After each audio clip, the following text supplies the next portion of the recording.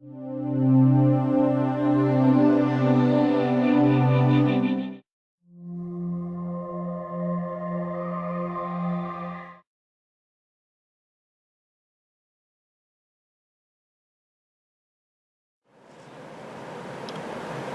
everyone. In the previous section, we talked about the value proposition. But to make your value proposition come real to your customer, you will need a business model. A business model is a broad plan for what products or services your company plans to sell. So how can you make those products, or how can you provide those services? Usually, a business model can be broken into two parts. The first one is the way to fulfill your value proposition. That is, creating the value for your customers. There is another part of business model. That is, how you plan to earn sufficient revenues. Remember, even though you have created value to your customers, it doesn't mean they are going to pay you for that. So the second part is a revenue model to make the value creation to become your profit. First, let me make an example about business model. I think that most of you realize that there is a social media called Facebook. Facebook has its own business model that everybody put their information on Facebook and they will virtualize the real person-to-person relationship on the internet. So Facebook worked very hard to ensure that their users are using the real name. And people, when watching your Facebook pages, can recognize who you are and where they can find you. And most of the time, people visit your Facebook account. They are friends. They are your friends in the real world. But here, you can have a dramatically different business model in a quite similar platform. In Taiwan, there is a similar social networking platform called iPartment.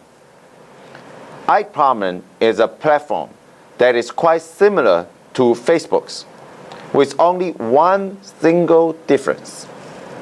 That is, people who register on iPartment always use a fake name. So on iPartment, you can talk to someone saying anything you want to say. And this virtual world, without worrying, they will know who you are. So in iPartment, you can do a lot of crazy things because the one that you play on this virtual world is just a kind of characters.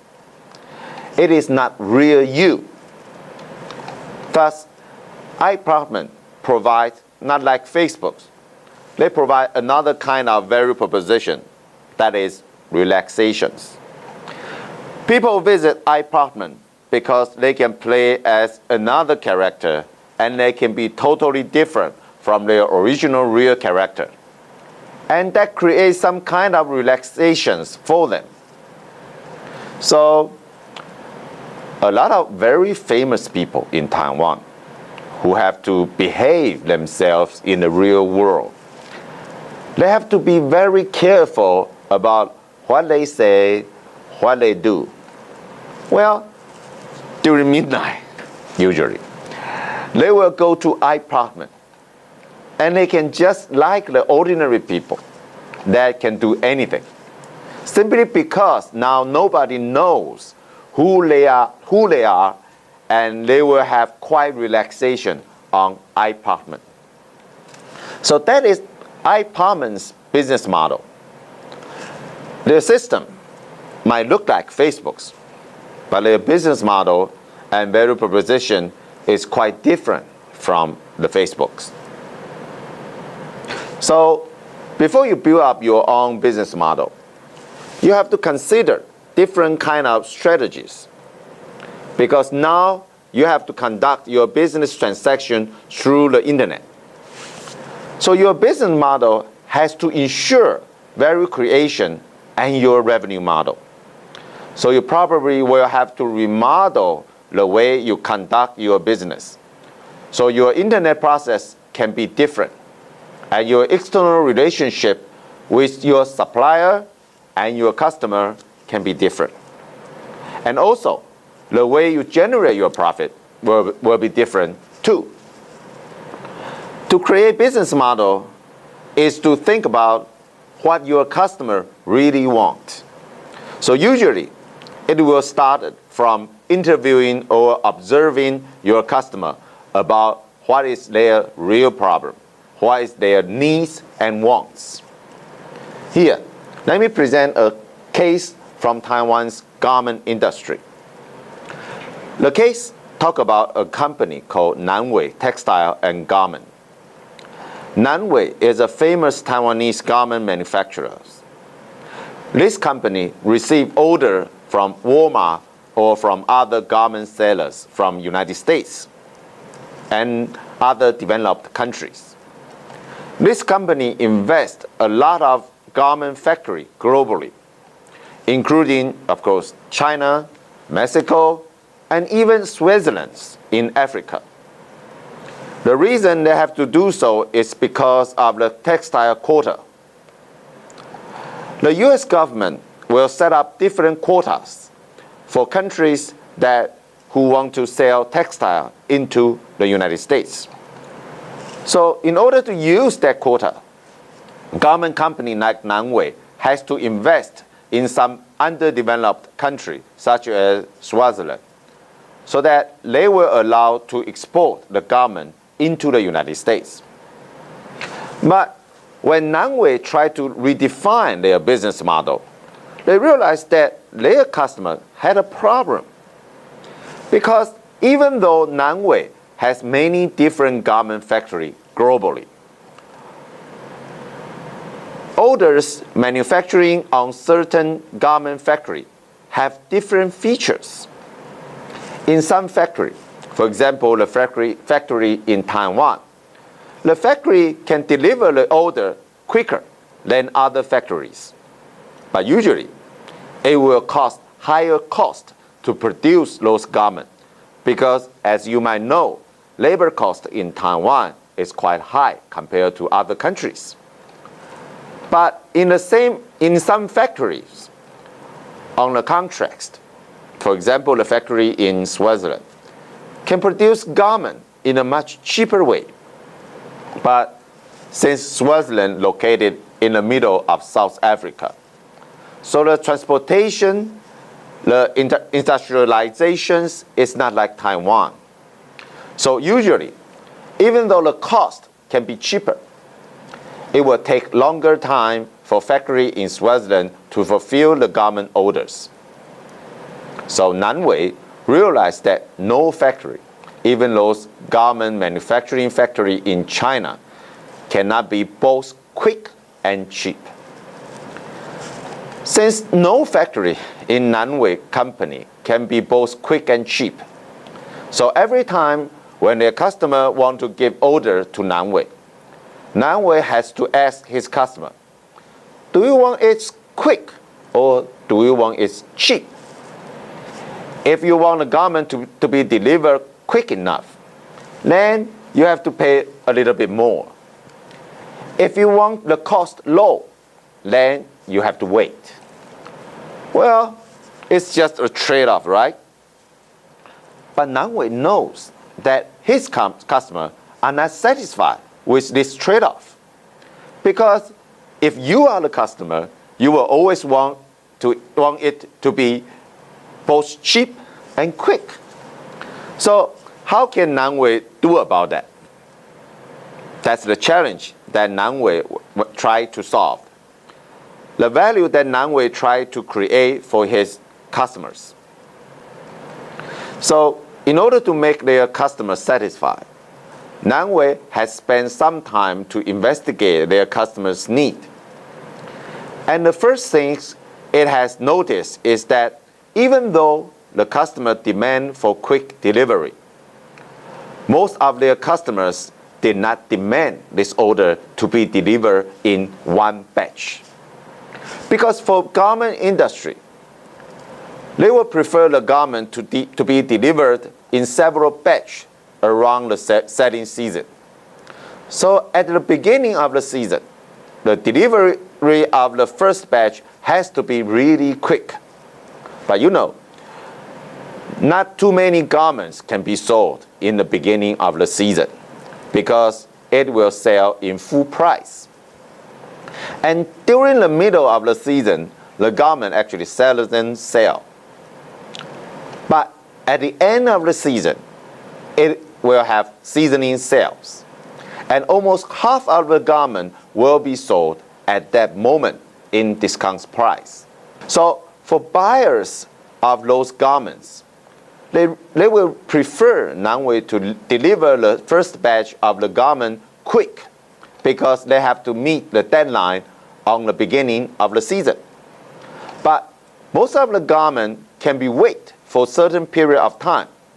Well, anyway, lots of them are not going to sell off until the end of the season. So Nangway, instead of receiving order from specific customer and pass the whole order to specific factory, Nangway decide to implement ERP system on each of their factories. And by using those ERP systems, they create a central nerve systems from the whole for the whole company and create a new business model which look like this. So every time the factory, instead of receiving order from Nangway and work with those orders, they share the production schedule information with the schedule operation center in Taiwan.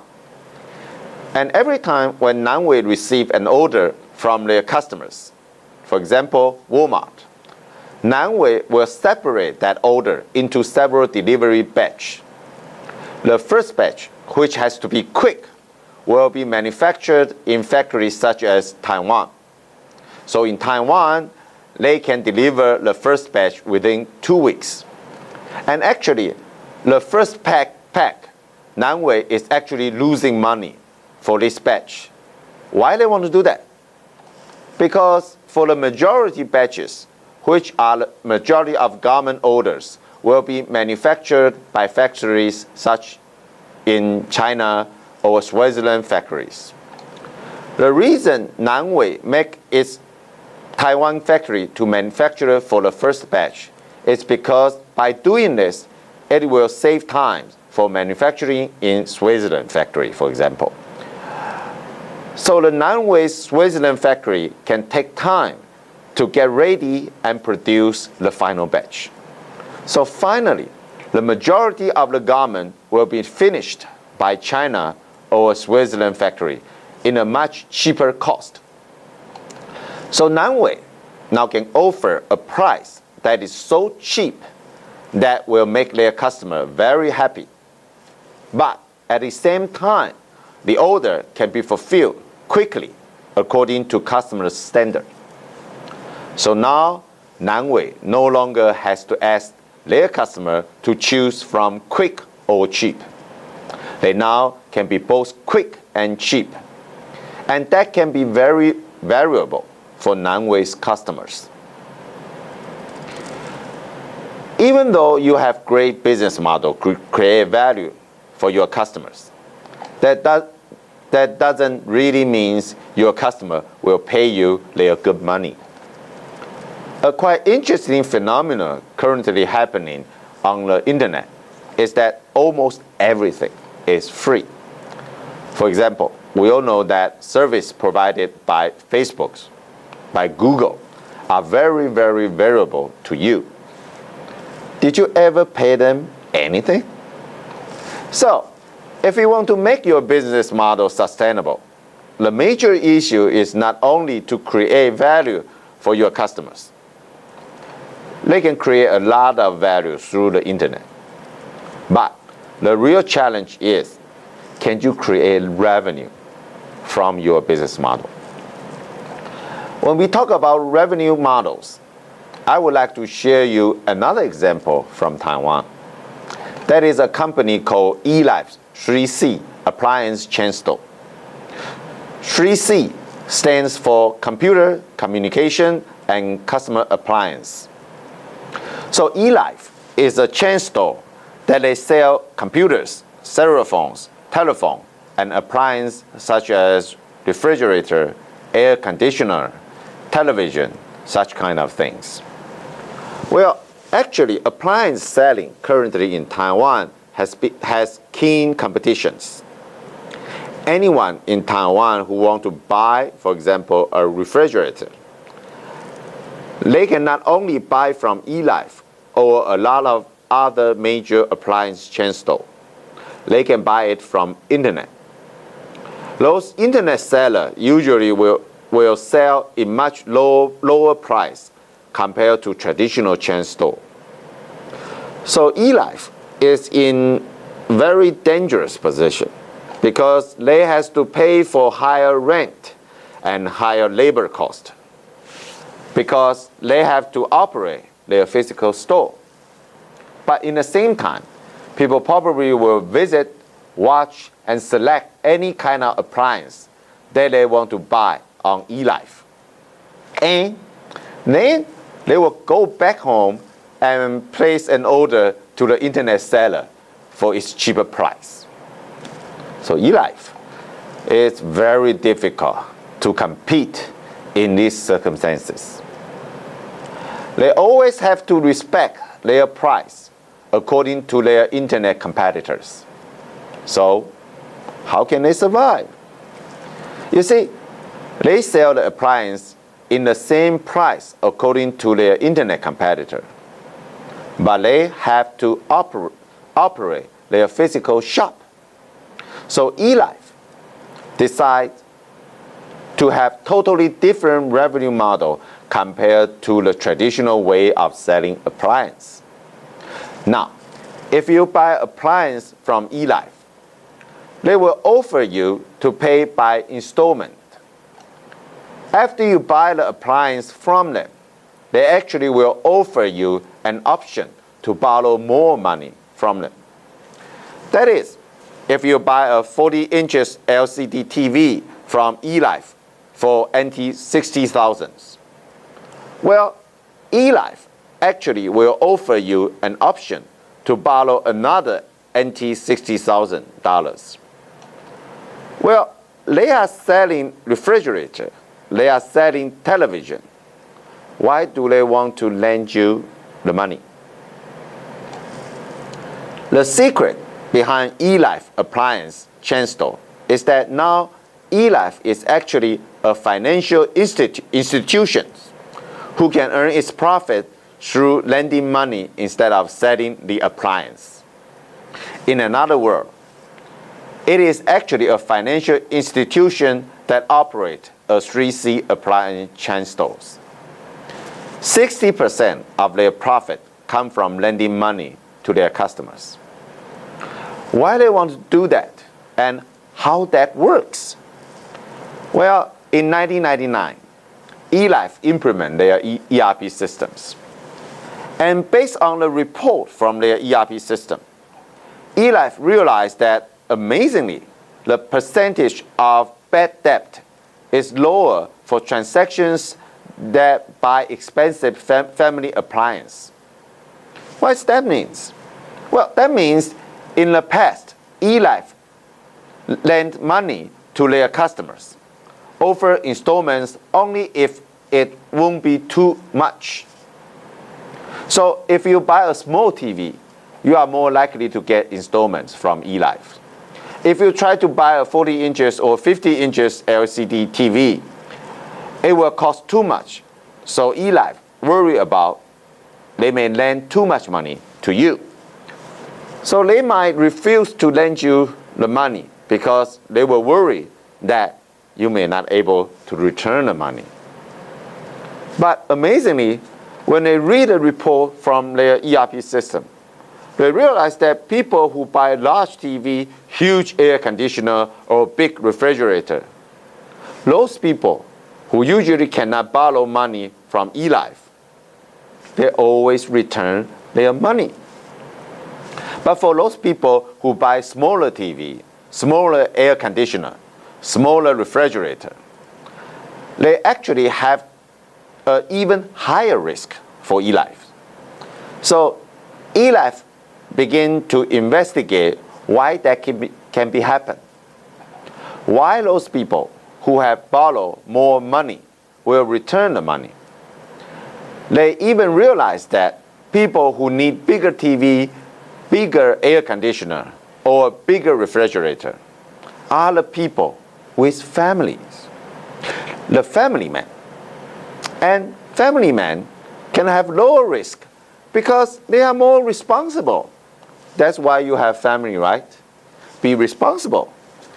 But people who need smaller TV and are often single, and those people may not that reliable compared to those people with families. So that will offer e-life a weird position. They can become a financial institution because it is opportunity for segmentation tailored strategy. Because lending more money to those family men can be profitable. But if you are a bank, it will be very difficult for you to identify whether this person is reliable or not. But e-life has great position to identify whether this family man is reliable or not. Because only reliable family men will buy bigger TV, bigger air conditioner, bigger refrigerator for their family. Because those big appliances works to provide services not only to a single person, but to a large family. So reliable people will buy those big appliances because they want to buy those appliances not only for themselves, but also for their families. E-life define that those people are reliable people. So if those people need more money to buy the other things, it will be okay for e-life to lend them more money. So that's why when you buy a 40 inches LCD TV for $60,000, e-life can offer you another option for another $60,000. By buying that TV, e-life can recognize that you are quite a reliable person, and they can lend the money to you, and you will return the money.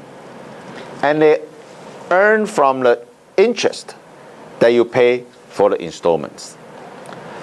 So e-life now create almost 60% of their profit by lending money to their customer compared to their competitor, who still have to earn 100% by selling their appliance. E-life can offer lower price, even lower than their internet competitors, because the low price can create opportunity for them to earn interest from their customers. So e-life can be prosperous because they have totally different revenue model compared to their customers. In this section, we have talked about creating your new revenue model from your e-business conducts.